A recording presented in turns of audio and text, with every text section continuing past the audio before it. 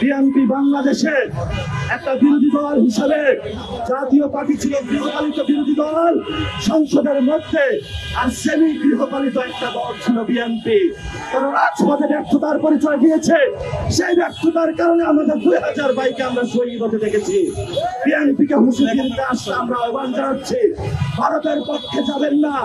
বর্তমানে জাতীয় party, Awami League, BNP, army, কতিপয় কর্মকর্তা বিভিন্ন এম্বাসির চোখ সাজে এবং ইন্ডিয়ান এম্বাসি এক অক্ষ শক্তিতে তারা অবস্থান করছে। বিএনপি মহাসচিব মির্জা ফখরুল সাহেব বলেছেন, ওনারা ইলেকশনে আওয়ামী লীগ এবং জাতীয় পার্টিকে নির্বাচন চায়।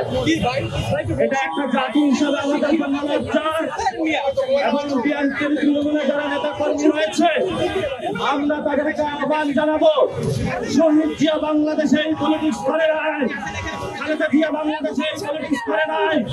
যদি আপনাদের পলিটিক্স ভারত যদি হয়ে থাকে তাহলে আপনারা আমাদেরকে জানান, আমরা তাহলে আপনাদের ব্যাপারে নতুন করে সিদ্ধান্ত নিব। আমরা বিশ্বাস করি বাংলাদেশের সৈনিকেরা, খালেদা জিয়ার সৈনিকেরা যারা রয়েছেন তারা গৃহবলে প্রত্যাখ্যান করবেন মির্জা ফখরুলের বিবৃতি। আমরা দেখতে পেয়েছি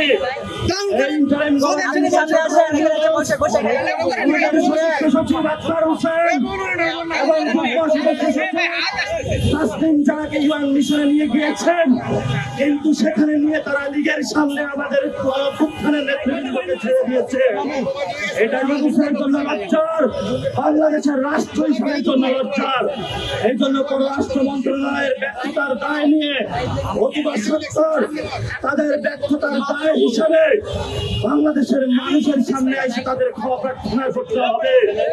এবং গণঅভ্যুত্থানে যারা রয়েছেন, বাংলাদেশে যে দূতাবাসগুলোতে এখন আওয়ামী লীগের সাংবাদিকরা রয়েছেন, অতি দ্রুত গতিতে সিভিল সার্ভিস থেকে, সেনাবাহিনী থেকে, বিভিন্ন রাষ্ট্রের অঙ্গ প্রতিষ্ঠান যারা রয়েছে, অতীব সত্তর আওয়ামী লীগের যে গুন্ডা বাহিনী রয়েছে, বর্তমান যে অবস্থাতে রয়েছে তারা কতদিন ক্ষমতায় টিকবে সেটা আমরা নিশ্চয়তা দিতে পারি না। আমরা লক্ষ্য করছি জামায়াত ইসলামী কখন রাজাকার বলে পাকিস্তানি ট্যাগ দিয়ে যখন বাংলাদেশের অলিগলিতে নির্বাচন কমিশন একটি দল এবং বিভিন্ন এম্বাসির প্রেসক্রিপশনে কাজ করতেছে, আমাদের রাজনৈতিক অধিকার হরণ করতেছে। আপনারা আমাদের পক্ষে দাঁড়াবেন। যদি পক্ষে দাঁড়াতে না পারেন, অধিকারের প্রশ্নে কিভাবে আমরা আদায় করে নিতে হয় সেটা আমরা রাজপথে ভবিষ্যতে ইনশাআল্লাহ আদায় করে নেব।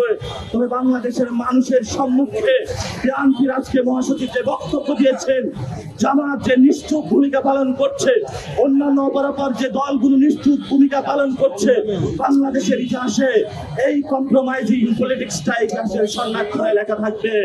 এবং আমরা আরো দেখতে পাচ্ছি আমাদের গণঅভ্যুত্থানে যারা আর্মির সৈনিক ভাইরা আমাদের কাঁধে কাঁধ মিলিয়ে আমাদের সাথে যুদ্ধ করেছিলেন, আমাদেরকে সন্তানদেরকে রক্ষা করেছিলেন, কিন্তু তাদের মধ্যে যেই সকল কর্মকর্তা শেখ হাসিনার অধীনে কাজ করে আমাদের অসংখ্য ভাইকে খুন করেছে সেনাবাহিনী প্রধান তাদেরকে খুন এবং খুনের মামলা থেকে বের করার জন্য প্রতিনিয়ত এম্বাসি থেকে প্রত্যেকটা জায়গায় ধর্ণা দিতে যাচ্ছে।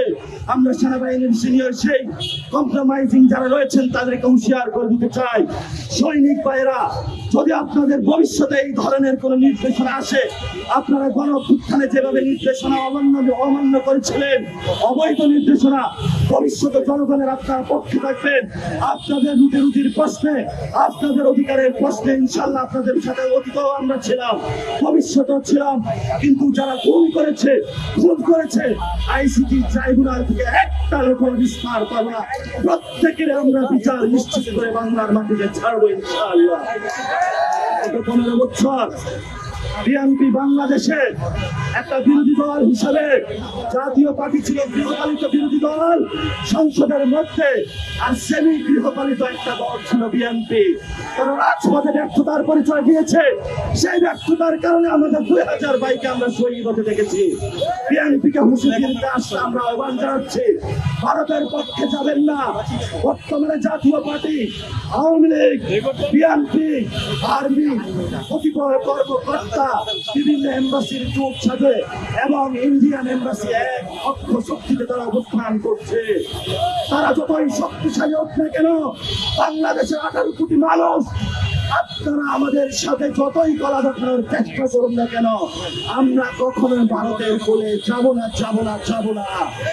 আমাদের রক্তবিন্দু থাকতে আমরা এই ভারতের যে পেশিবাদী ব্যবস্থা রয়েছে সেটার বিরুদ্ধে লড়ে গিয়েছি। প্রয়োজনে আবার মাঠে নামবো, রক্ত দিব। বাংলাদেশের মানুষের অধিকারের প্রশ্নে আমরা কোনো ছাড় দেব না। আজকে এখানে অনেক নেতৃবৃন্দ উপস্থিত হয়েছেন। আমাদের পক্ষ থেকে আপনারা যারা সাংবাদিক বৃন্দ উপস্থিত হয়েছেন সবাইকে ধন্যবাদ জানাচ্ছি। আজকের এই